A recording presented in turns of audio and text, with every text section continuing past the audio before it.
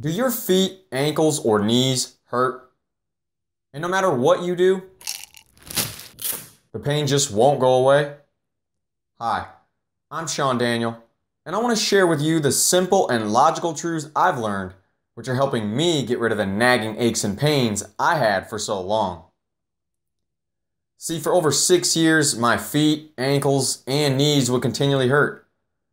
And I was extremely frustrated and disappointed because despite all the exercises and stretches I did, and all the doctors, chiropractors, physical therapists, and even masseuses I saw, my pain just wouldn't go away.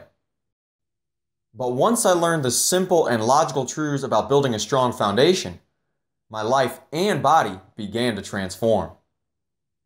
Within a short period of time of putting these truths into practice in my life, my pain began to subside. And as time continues to pass, my feet, ankles, knees, and my entire body continue to feel better and better. But not only has the pain subsided, but the strength, flexibility, and balance of my lower extremities has improved as well. And all these improvements came from learning the truths about the foundation of our bodies, our feet. And today, I'm going to share with you these tremendous truths in the hope that they too help you live an active and pain-free life. Specifically, we'll be learning 4 things. 1, the tremendous impact our feet have on our posture and physical health. 2, we'll be learning the dramatic differences between healthy and unhealthy feet. 3, we'll be learning the true causes of unhealthy feet. And finally, number 4, we're going to learn how to build healthy and strong feet the natural way. First, let's take a look at number 1. The tremendous impact our feet have on our posture and physical health. If we have a weak foundation, like this example, where the arch of my left foot is collapsed and my ankle rotates inward, we can create a negative cascade effect up the entire body, where our knee collapses in, our hips are uneven, our spine is twisted, our shoulders are uneven, and also our head's tilted. However, if the foundation of our bodies, our feet, are healthy and strong, they'll provide us with a solid foundation upon which we can build an active and pain-free life. But what exactly does it mean to have a solid foundation of healthy and strong feet? Well, to see this, we need to return to our infancy and look at the feet of an infant. When an infant is just born, his or her feet show us exactly how our feet were originally designed. Their feet haven't yet been put in shoes, nor have they been exposed to rigorous activities. And specifically, there's 4 things we can notice on an infant's foot. 1, the toes are spread. 2, the foot is widest at the ends of the toes, and thus the foot creates a V shape going from the heel to the toes. 3, their toes lay flat. And 4, their feet are facing directly forward. Yet one healthy element that's not yet noticeable in an infant's foot is the foot arch, and that's because the arches of the feet develop around the age of 3. But other than those underdeveloped arches, the infant's feet provide us with a pattern for a healthy foot structure. And ironically, this same foot shape that we see in infants can also be seen in people who have gone barefoot most or all their lives. These people's feet have the same 4 noticeable characteristics that we saw in the infant's foot. 1, the toes are spread. 2, the foot is widest at the ends of the toes, and thus the foot creates a V shape going from the heel to the toes. 3, their toes lay flat. And 4, their feet are facing directly forward. And the other healthy characteristics that we see in the barefoot people's feet is a healthy foot arch, which, like I said, that's not yet noticeable in an infant's foot until around the age of 3. This natural toe spread that we see in the infants and the barefoot people's feet puts the toes in line with the corresponding metatarsal bones, which are represented here by the white lines on the top of these feet, which are wearing the same toe spacing product that I wear, called correct toes. So now that we've learned what truly healthy feet are, we can now take a look at lesson number 2 and learn the dramatic differences between healthy and unhealthy feet. And to do that, all we have to do is compare this wide V shape of a healthy foot with the common and unhealthy structure we see in most people's feet today. Most people's feet have toes that are actually not spread out, but their toes are squished together pointing toward the middle of the foot. And often, rather than laying flat, their toes become curled up. Their feet also don't create a V shape, but often create a diamond shape, where the widest part of the foot is actually the ball of the foot and not the ends of the toes. This modern day foot shape can also be seen in most of the shoes that are on the market today. These shoes have a pointy or tapered shape to them around the area of the toes, and this area of a shoe is called a toe box. Now, some of today's shoes have a significantly tapered toe box like these, and some shoes have a slightly tapered toe box like these.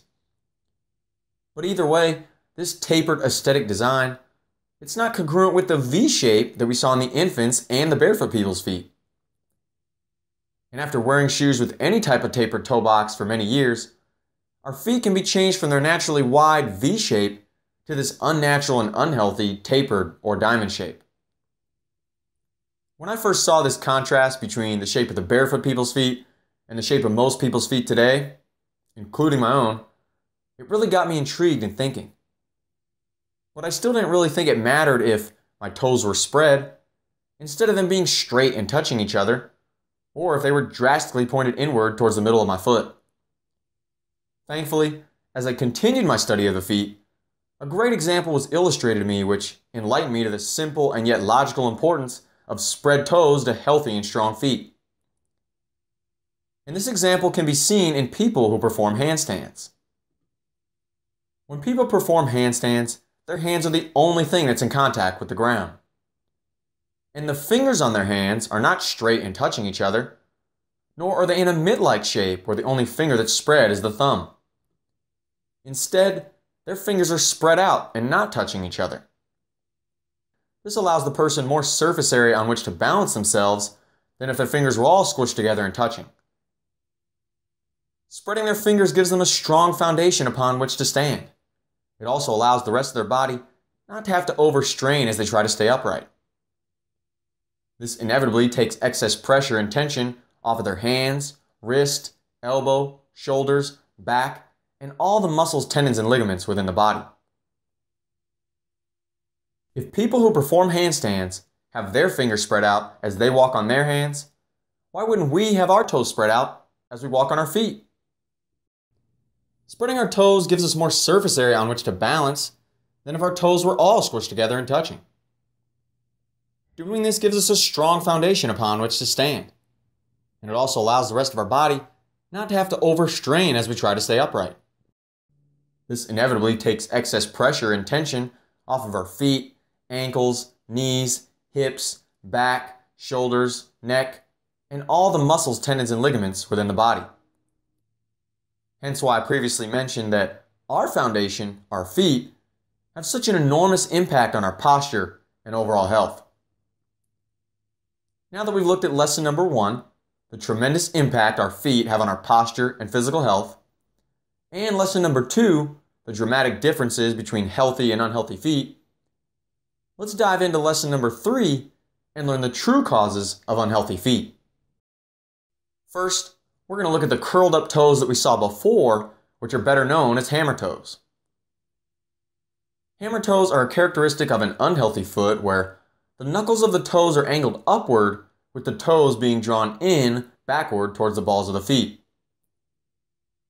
These curled up toes are quite different from the toes that lay flat in the infants and the barefoot people's feet. Notice how flat these toes lay and how they're not curled up. Now as we look back at the hammer toes, we can see just how curled up these toes are compared to the barefoot people's feet. And one of the major causes of hammer toes is toe spring. Toe spring is a popular yet unhealthy feature that's unfortunately built into most of today's shoes.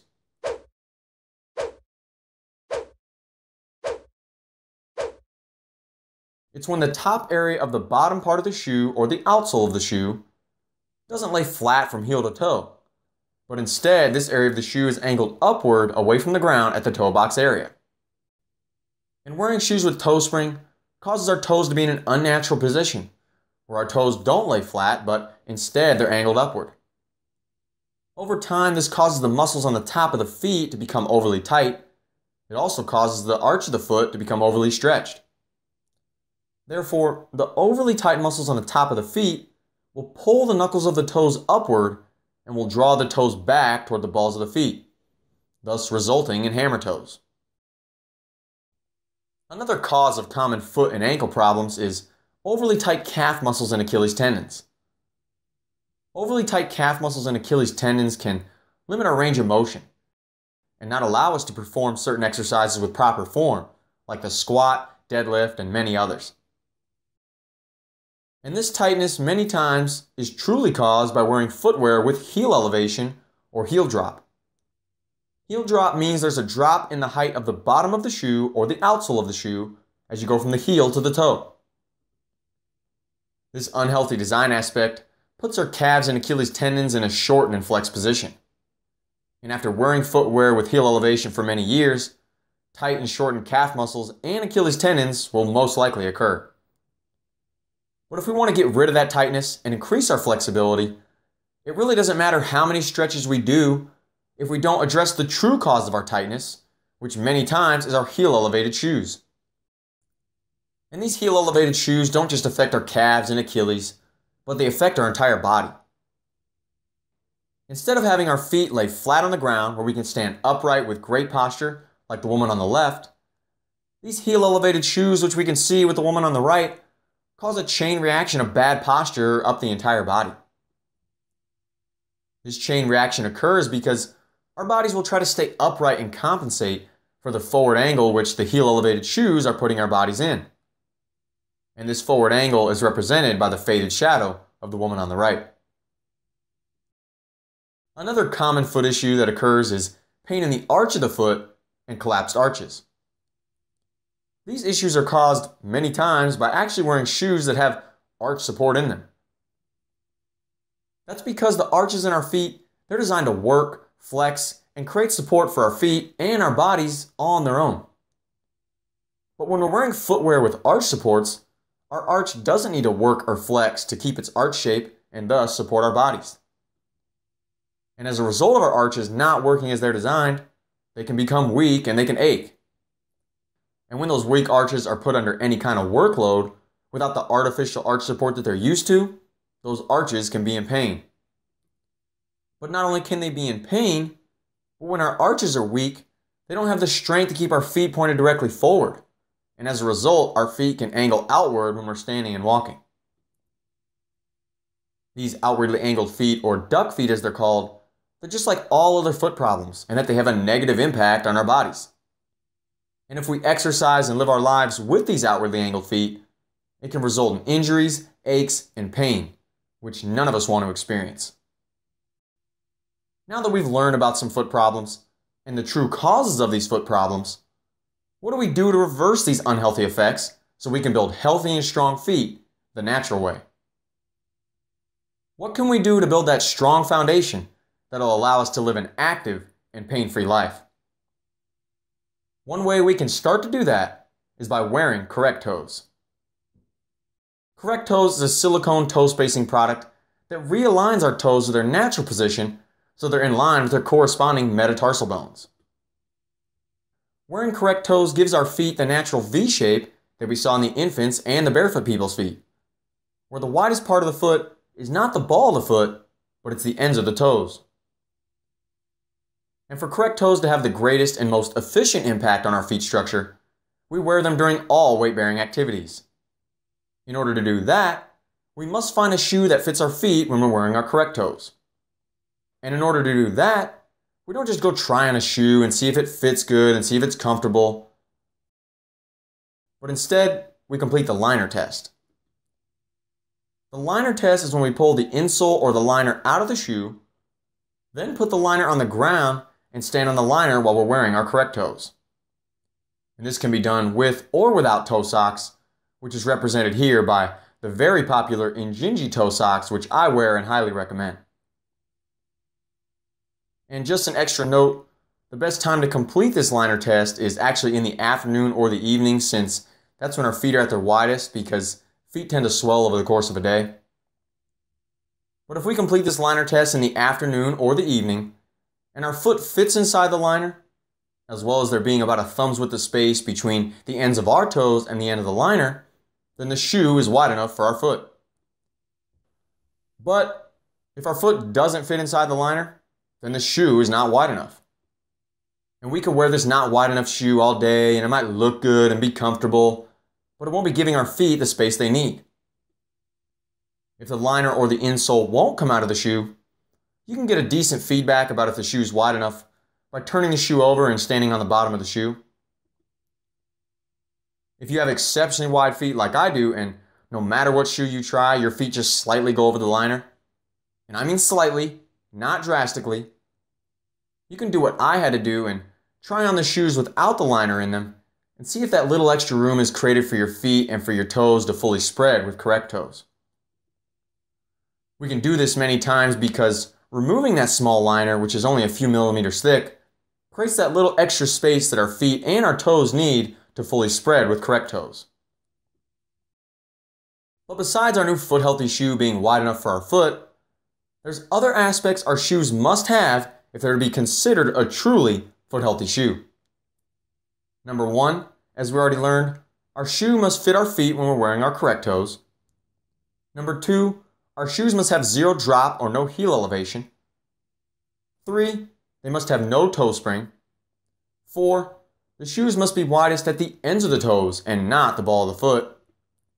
And finally, number 5, the shoe must be flexible so it can flex and move just as our foot naturally flexes and moves when we walk, run, and jump, especially barefoot. A truly healthy shoe has all these characteristics without exception. If a shoe doesn't even have one of these characteristics, then it's not a truly foot healthy shoe. And if worn for an extended period of time, it could damage our feet and cause injuries, aches, and pains. But thankfully, there's multiple brands out there that make shoes and sandals that have all, or at least most, of these foot healthy characteristics. Some of these brands are Lems, Luna Sandals, Ahinza Shoes, Zero Shoes, Vivo Barefoot, Soft Star, Ultra, Vibram Five Fingers, and also the Drifter Leather, which is actually a company that makes custom shoes just to your foot shape. And links to all these brands' websites will be in the description of this video. And with regards to one of those last brands I mentioned, Vibram Five Fingers, they should only be worn at least for an extended period of time after we've worn our correct toes and our toes have been reacclimated back to their natural spread position.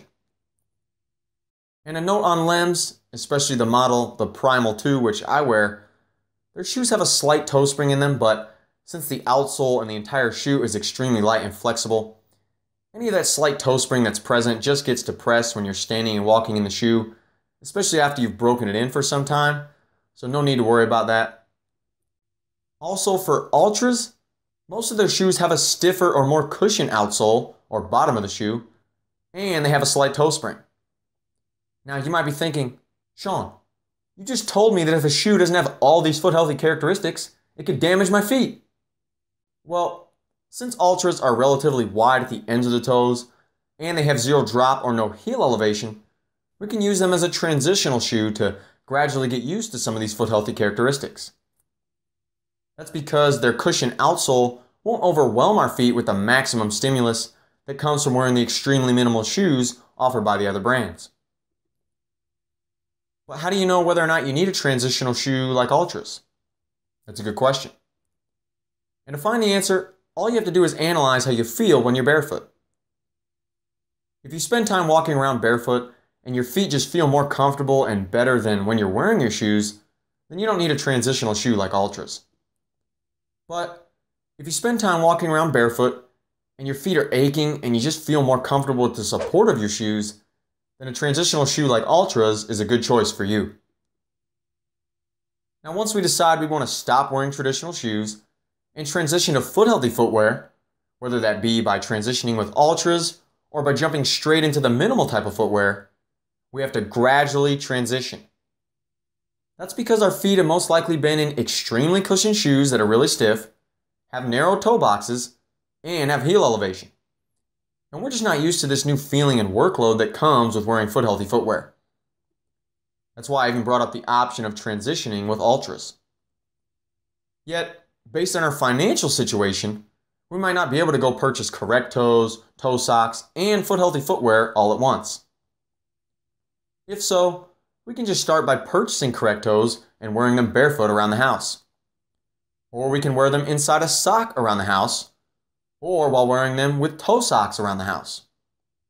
Then, eventually sometime down the line, we can purchase foot healthy footwear to go along with our correct toes so we can improve our foot health all throughout the day. Once we've gotten to the point of having purchased our correct toes and our foot healthy footwear, here's a sample 2-month transition plan we can follow from the podiatrist and inventor of correct toes, Dr. Ray McClanahan. Dr. McClanahan suggests that we start by wearing our correct toes and our foot healthy footwear for 1 hour per day during the first week.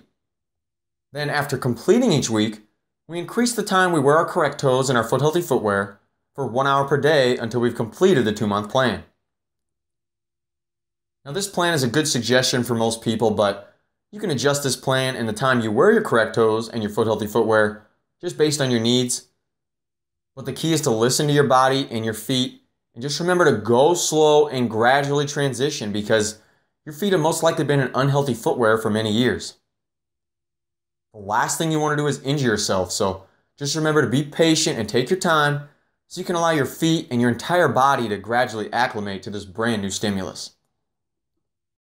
I say that because you don't want to be like me and just go full bore and wear your correct toes and your foot healthy footwear for 5 hours the first day. That's because right at about that 5th hour that first day, I began to experience intense soreness and aches that I had never felt before, and I especially felt it that night. Thankfully, I didn't get injured, but that intense soreness showed me firsthand why a gradual transition to foot healthy footwear is not optional, but it's absolutely essential. As we complete this transition, we can also complete various foot and ankle exercises and stretches in order to get our feet back to functioning as they were designed. Many of these exercises and stretches can be found on correcttoes.com. And a link to these exercises and stretches from correcttoes.com is in the description of this video. The final fundamental aspect of building healthy and strong feet the natural way is actually a surprising one which I didn't even know, and that's we must learn how to walk. Now, when I first heard that, I was like, give me a break. I'm in shape, I'm athletic, I work out, I know how to walk. Well, after I began walking barefoot and walking with my new foot healthy shoes, that cockiness quickly changed to humility because I realized I didn't know how to walk. When you start walking with the bad form that you've built up through many years of wearing unhealthy footwear, you quickly realize you can't get away with that bad form in healthy shoes. So what I mean when I say learning how to walk is learning how to walk with proper and healthy form. To do that, focus on slightly shortening the length of your strides. And during each step, don't land hard on your heel, but land softly. Then, transition your weight onto the middle part of your foot and eventually push off the ground with your toes as you transition into another slightly shortened length stride. This way you won't be pounding your heel with an unnecessary amount of force, and you'll keep your body in proper posture and alignment every time you walk. Well, today we learned many things about our physical foundation, our feet. Specifically, we learned 4 things. 1, the tremendous impact our feet have on our posture and physical health. We saw that the alignment of our joints and entire body are greatly impacted by the strength or weakness of our foundation, our feet. Number 2, we learned the dramatic differences between healthy and unhealthy feet, which can easily be seen by comparing the healthy and natural V shape of a foot with toes that lay flat to the unhealthy and unnatural tapered or diamond foot shape with curled up toes. And number 3, we learned the true causes of unhealthy feet, which many times is from wearing unhealthy footwear for many years. And finally, number 4, we learned how to build healthy and strong feet the natural way, which is to transition to wearing correct toes with foot healthy footwear, complete certain foot and ankle exercises and stretches, and learning how to walk with proper and healthy form. If we apply these simple and yet logical truths to our lives, we can see tremendous transformations take place. We'll build a strong foundation of healthy and strong feet, and we can feel great and be pain-free as we enjoy living the active life we love. This is Sean Daniel. Thank you.